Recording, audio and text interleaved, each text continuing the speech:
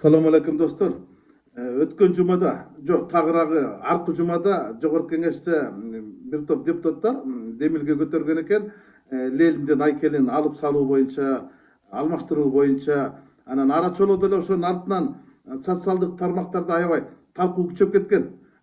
Туура кылат депутаттар, демилгесин колдойбуз, Лелинди жоготуш керек, Лелинде эмне кереги бар дегендей кылып, жана мен ошондо посттордун бирине комментарий калтырып койгом. Ай, Лелин силерге эмне жамандык кылды? Лелинге тийишпей оокатыңарды кыла бергилечи. Тарыхты мылтыкпен асаңар келечек замбирекпен атар унутпагыла дегендей кылып пост жазып койсом, комментарий жазып койсом, ошол комментарийге жооп жазыптыр бир эки жигит балакайлар. Мага акыл айтып, ушу Лелинди сиз жакшы көрөт окшойсуз. Жакшы көрсөңүз айлыгыңыз калып барып кое албайсызбы айкелин? Огородуңузга кое албайсызбы десе, дагы бирөө какшыктагандай кылып жазыптыр. Фамилияңызды деле Ульянов кылып өзгөртүп албайсызбы? Лелинди сиз жакшы көрсөңүз дегендей кылып, жанан жооп бергим келген эмес, бирок кече мырда күнү Капс медиада бул боюнча атайын иликтөө жүргүзүптүр дегеле ошонун алышы боюнча кандай карайсыздар деп анан коомчулуктан пикирин билгенге аракет кылыптыр да, ошолорго кошулуп өзүм пикиримди билдирип кетким келди да, эмнегедир. Дегелечи, дегеле ошо жанагы балакайларга айтайын дедим эле да, батышты каалаган эгемендик диркилеричи. Лелин силерге эмне жамандык кылды? Лелин ошо кыргыз элине эмне жамандык кылды?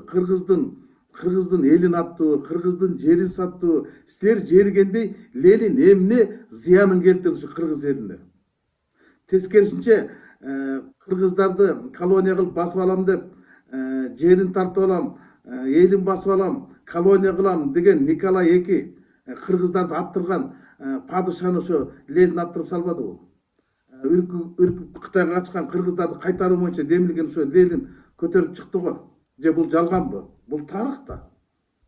Анан ошол улуу кыргыз каганат деген түптөгөн кыргыз элин экинчи жолу мамлекет түптөшүнө түрткү көргөн ким? Лелин да. Же калппы? Же муну да танасыңарбы? Же муну да чанасыңарбы? Ошол социалисттик коомдо биз кыргыз автономдуу областы республикасы, союздук республика, анан мынтип атты эгемендик мамлекет албадык. Ошо Лелиндин эмне жамандыгын көрдү кыргыз эл? Айткылачы ошол жерден. Билсеңер, ошо Лелин эмне жамандык кылды кыргыздын элине, кыргыздын тарыхына, кыргыздын дегеле наркына, каада салтына, үрп адатына Лелин эмне жамандык кылды? Тескерисинче Лелин сабатсыздыкты жойду го. Миллиондогон кыргыздарга билим берип окутту го. Бүтүндөй оку жана деген окуудун деген демистин алдында бардыксы чоңойдук го. Мына силер айтып аткан сенектик, биз айтып аткан советтик доордо биз төрөлүп, биз өсүп чоңойдук. Билимин алдык, тарбиясын алдык. Силер биринчи Лелинди ким экенин билиш үчүн атаңардан, апаңардан, чоң ата апаңардан сурап көрсөңөр болбок. Лелиндин канчалык пайдасы тийгенин, канчалык зыяны тийгенин ошолор айтышы керек эле да. Мен сыяктуу силердин деле атаңар бар чыгар да. Апаңар бар чыгар да. Мен сыяктуу силердин деле атаңар төшүндө могу жерде 5 бурчтуу значок тагынган чыгар да, октябрат болгон чыгар да. 1-класска чейин, 3-класска чейин биз Володя Ульяновдун сүрөттөрү значок тагып октябрат болгонбуз. 3-класстан 7-класска чейин кызыл жабоо тагынып, кызыл значок тагынып Сегдагатов деген пионер болгонбуз. Андан кийин комсомол болгонбуз. Дегеним, биз 10 жыл бою ошол Лелинди төшүбүздө көтөрүп жүрүп чоңойдук да. Улуу Лелин атабыз, биз чоңойдук капасыз деген уранды жатка билчүбүз да. Бардыгыбыз ошентип окуп чоңойдук. Ошол Лелин курган советтик доордо кыргыз эли эң өсүп өнүкпөдү, эң чоң ийгиликтерди ошол кезде жаратпадыбы? Анан ошолорду баарын таанып кетип, анан бүгүн Лелинди душман кылабызбы? Айткылачы, ошол советтик доордо кыргыз эли менен басынып жашадыбы? Же болбосо кандай күндөрдү өткөрдү? Менимче, мен билгенден ошол советтик доордо Кыргызстандын эң өсүп өнүккөн мезгили ошол кезге туш келет. Чыңгызга окшогон чыгандар ошол советтик доордо болгон. Ошондой чыгармаларды жараткан. Азыркы эгемендиктен кийинки акын жазуучулардын китептери ошончо тилге которулуп басылып чыгып атабы? Чыңгыздыкынан кыйын чыгарма чыган жазуучуңар барбы? Айткылачы. Жок да. Симонкулдан ашкан мыкты актерлор барбы? Айткылачы. Жок да. Бүйүсарадан ашып кеткен бийчиңер чыктыбы кыргыздан? Жок да. Ошонун баары советтик доордо чыкпадыбы?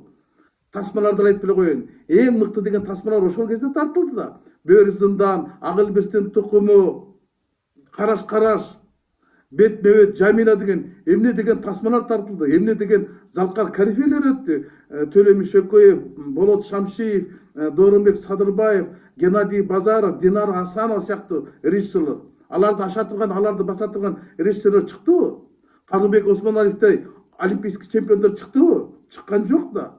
Иса Акунбаевдей хирургдар чыктыбы? Чыккан жок да. Жаша турган. Же буну да тааныш керек. Мына ушулардын баардыгы ошол Ленин түптөгөн, Ленин күчтөгөн советтик доордо ошол мезгилде кыргызды бүтүндөй дүйнө жүзүнө таанытып атпадыбы? Же бу да калппы? Ошо кыргыздын адабиятынын, маданиятынын өсүп өнүккөн мезгили туптур ошол Ленин түптөгөн 73 жыл өмүр сүргөн советтик доорго барып такалып атпайбы? Бул тарыхта. Силер Лениндин айкелин жылдырып койгула. Бирок Ленинди биздин жүрөгүбүздөн жылдыра албайсыңар да. Биздин жүрөгүбүздөн жылдырып көмүп салган күндө дагы тарыхты көмүп сала албайсыңар да. Бул дагы чындык да. Ушу Ленинге тийишпей эле жашай берсек болбойбу? Мен ушуга түшүнбөйм. Ошо эмне үчүн депутаттар ушул демилгени көтөрүп калды? Мен дагы түшүнгүм келбейт.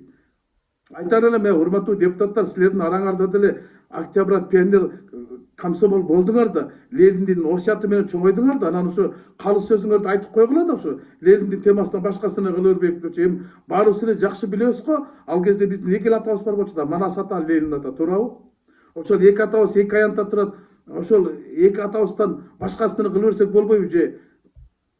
Же эмне аларды алмаштырыш керекпи? Тууну алмаштыргандай. Манас ата Алатоо аянтта турсун, Ленин ата эски аянтта турсун. Ушундай СССРди дегенде империяны куруп, канча деген сабатсыздыкты жоюп, мамлекет түптөгөн Ленинден бир 6 метр квадрат жерди аяп калдыкпы. Анан Турдакыр Усубалиевдин айкелин коюп баштап атпайсыңарбы? Туугандар, Турдакыр Усубалиев тирүү болгондо ошол кишиге обол ушул сөздү демилгени айта турган болсоңорчу, ашата сөкмөк. Жөн эле койгула деп. Анткени ал киши өмүр бою ошол коммунисттик партиянын мүчөсү болуп өттү да. Өмүр бою коммунисттик партиясынын мүчөсү болуп, ошо Лениндин түптөгөн коммунисттик партиянын биринчи катчысы Кыргызстан 24 жыл Кыргызстанды башкарды да. Өлөр өлгөнчө ошо партиянын мүчөсү болуп өлбөдү. Анан ал киши макул болмогон эмес да. Ал киши эски аянттан, жаңы аянттан эски аянтка көчүргөндө каршы болгон.